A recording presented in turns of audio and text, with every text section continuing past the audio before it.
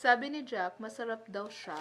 Domi got me this Pedro bag. Cover na cover yung festlock mo. Popcorn na to, nung nasa Sandeda ako, ginto yan. Grabe. Hi everyone, welcome to another vlog. For today's vlog is a pasalubong vlog. Ito yung mga pasalubong ni Dom. Some of it is kay Jack. Na-mention ko before na Jack went to Christchurch for work. Medyo matagal siya doon. May katagal siya, like for a week. So, yeah, binigyan niya ako ng pasalubong, guys. Unahin natin yung kay Jack kasi hindi naman gano'ng karami yung pasalubong ni Jack compare sa kapatid ko. But first is Cookie Trader cookie. Ayan siya. It's a red velvet. If you guys don't know, sa Christchurch, medyo famous or medyo trendy itong Cookie Trader. Sabi ko kay Jack na, oh my god, can you get me one? Kasi gusto ko siyang i-try. I've been meaning to try it. And yeah, itatry. Ang laki guys. Ang laki ng cookie. And mabigat siya. May kabigatan yung cookie. Sabi ni Jack, masarap daw siya. And I've been seeing this one in TikTok. So, gusto ko na siya matry, pero later na lang. Kinuha niya yung red velvet. Sabi ko sa kanya, either kuhaan niya ako ng strawberry matcha or ng red velvet or kung ano mang flavor yung feel niya na magugustuhan ko. So, either yon. But kinuha niya ako ng red velvet kasi I think yun yung available. This guys is Haribo. Pinalihan niya ako ng Haribo. Guys, nung first time namin ito bilhin sa Pack and Save, bumili kami ng isang packet lang. And then, nung tinikman ko siya, napakasarap niya. Like, super sarap. Like, sarap ako. To the point na lagi ko siyang kinukuha sa pantry. And feeling ko, kaya kong umubos ng 2 pack. 2 pack sa isang upuan. It's like, ganun kababoy. Yun, ganun talaga. Okay, so let's proceed kay Domi. First, Domi got me this Pedro bag. Kita niyo ba? Yan. That Pedro bag. Ito ata yung maxi kasi medyo malaki siya. It's giving Loewe vibes. Maganda siya guys So, pwede siyang shoulder bag and then very soft yung leather. So, pwede siyang pangharabas. And then, meron rin siyang strap para pang body bag. And then, guys, binigyan rin ako ni Dom ng Qantas pajamas. Yun, thank you, Domi. Binigyan rin ako ni Domi ng Qantas business class toiletry bag. Gusto niyo ba ng haul? Ito siya. Ito yung mga amats ko. Ito yung eye mask. Maganda siya.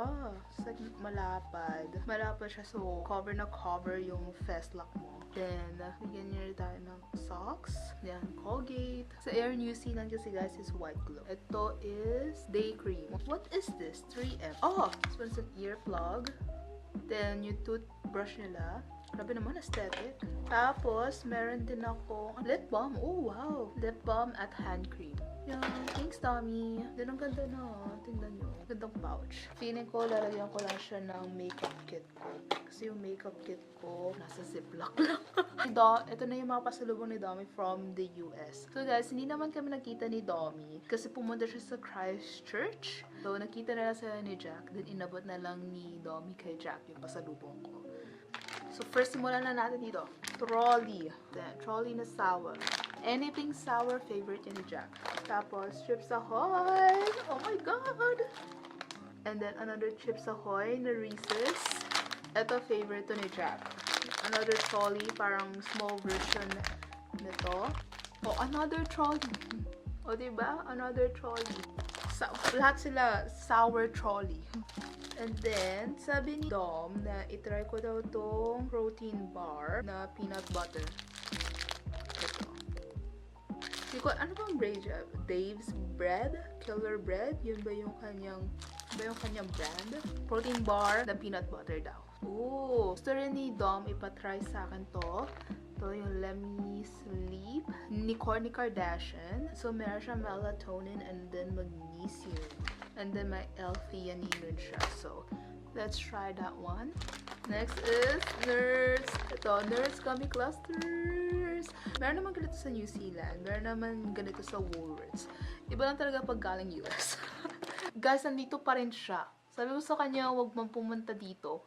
Dahil nahihiya ako. But anyway, so I was saying, this is Smart Food Popcorn. Guys, favorite ko yan. Nung nasa San Beda pa ako, or nasa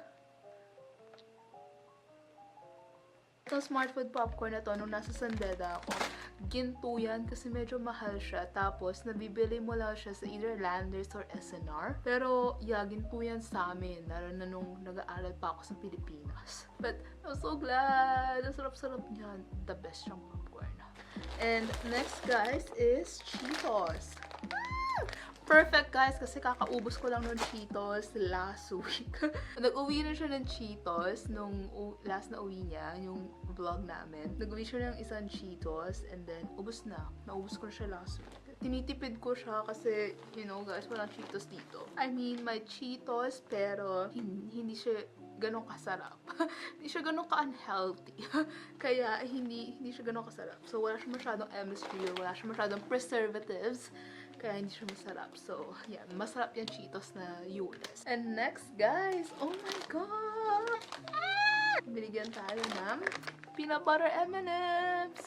Oh my God, guys, favorite ko to. Nilalagay ko to sa cookie, pinapapak ko to, and all that. And then, guys, naubos ko na rin yung, kakaubos ko lang rin nung maliit na packet nito. Kaubos ko na siya kasi nag-cookies ako last time. And then, wala, naubos na talaga siya. So, yeah, that's my review. Thank you, Domi. Thank you so much. And Domi got me this one. Ito yung pumunta si Dom ng Bali. If you go to Bali, parang maraming polo doon na shop. And so, pumunta siya doon and yeah! Nung hino-haul niya to sa akin, sabi ko gusto ko siya. And end up, sabi niya na, okay, sa'yo na lang. Actually, guys, itong mga nakikita nyo, hinol na niya ito sa akin. So, alam ko na ito yung ni-expect ko. It's just that, gusto ko lang ulit siya i-haul. Kasi, why not? Diba? But, I think yun lang. Ito-try ko na yung cookie. Ito-try ko na yung red velvet cookie na dinala sa akin ni Jack. Ayun lang. Thank you so much, Domi. Thank you sa mga pasalubong. So, guys, try natin tong cookie from Cookie Trader. Ang laki naman kasi, guys.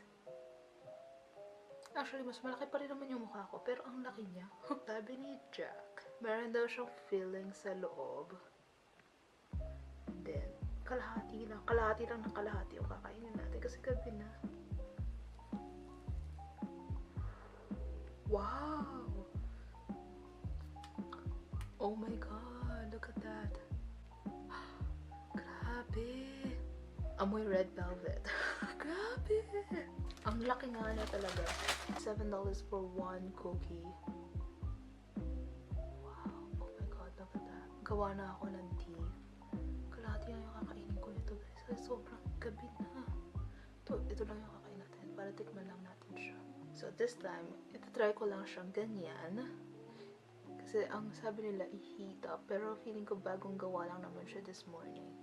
So, try natin siya.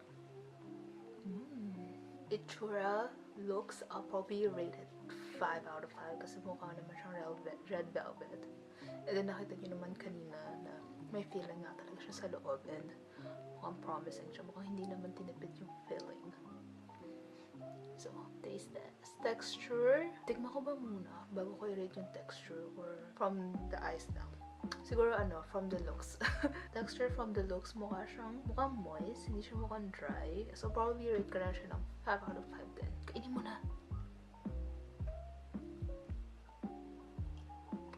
So, meron siyang white chocolate and then may cream cheese. Cream cheese yung nasa gitna. Pero nakikita niyo ba yan? Itong part na to, that's a white chocolate. Try natin yung mismong gitna.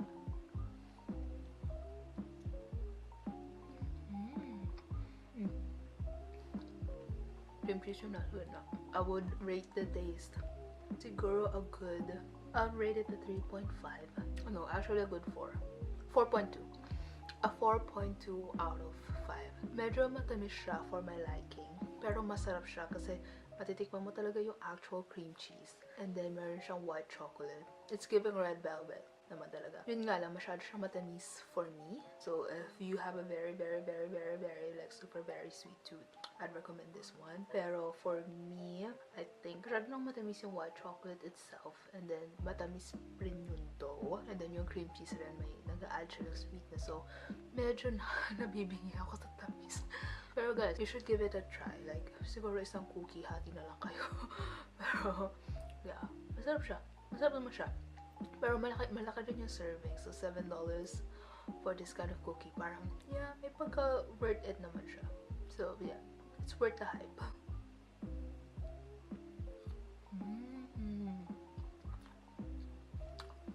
Yun lang. Masarap to sa tea or sa black coffee. Or something bitter na coffee. Tomorrow, itatry ko kapag i-heat up ko siya. And then, itatry ko siya i-dip sa milk.